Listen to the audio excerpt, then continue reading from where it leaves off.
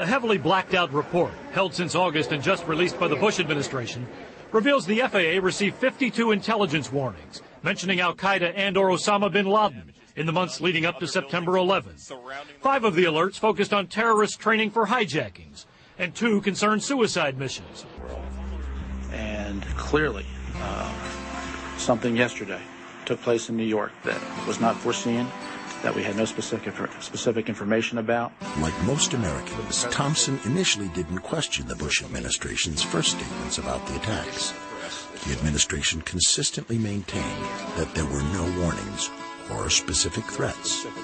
No specific threat involving really domestic operation or involving what happened, obviously, with cities, airliner, and so forth. There were no warning signs that I'm aware of that would indicate this type of operation in the country. I first became interested in 9/11 around mid-2002, right around the time that President Bush's now famous August 6th PDB became leaked to the press. President Bush was told in August that Osama bin Laden might be planning an attack involving the hijacking of U.S. aircraft.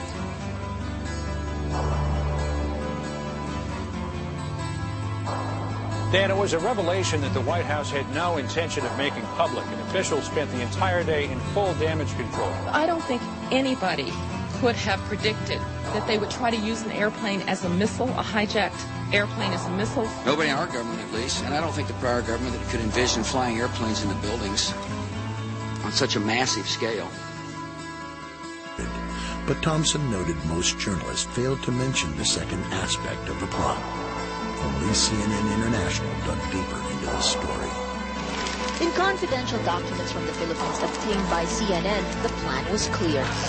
He will board any American commercial aircraft, control its cockpit, and dive it at the CIA headquarters. Other buildings targeted the Pentagon and the World Trade Center. And the FBI, using the Philippine documents, did check the 4 flight schools named there, but found no evidence of any other planned terror attacks. Only NBC reported a stunning confession by a man allegedly trained by bin Laden. It was over a year before 9/11. A Pakistani-British man told the FBI an incredible tale, that he'd been trained by followers of Osama bin Laden to hijack airplanes, and he confessed he was now in America to carry out an attack. Khan was recruited into al-Qaeda at a British mosque, then flown to Lahore, Pakistan for hijack training in a Mach 767 cockpit before being sent to America, where he was told he would hijack a plane from JFK and fly it onto a building. I told him before in 9/11, about more than a year, we hijacking an America airline. Khan claims he got cold feet. Instead of meeting his contact, he slipped away, gambled away all his money, and in fear turned himself in and confessed. I've been to Pakistan. I know about this hijacking, something going on. NBC News has learned Khan passed not 1, but 2 polygraphs. A former FBI official says Newark agents believed him, but word came from headquarters, quote, return him to London and forget about it.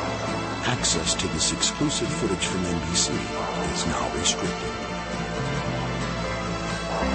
July 2001, according to 60 Minutes, Egyptian intelligence received a report that 20 al-Qaeda had slipped into the U.S. and 4 of them had trained on Cessnas. Now, to the Egyptians, pilots of small planes didn't sound terribly alarming, but they passed on the message to the CIA anyway, fully expecting Washington to request more information. The request never came. In fact, Thompson compiled stories about 14 different nations that had warned the U.S. prior to 9/11.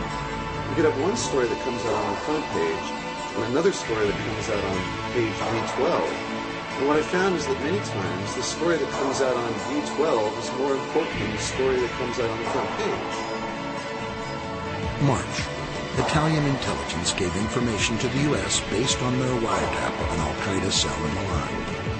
The LA Times and the Washington Post said the wiretaps warned of brothers going to the United States and a massive strike involving aircraft. August. A According to Moroccan and French newspapers, an intelligence agent reported that bin Laden's men were preparing large-scale operations in New York in the summer or fall of 2001.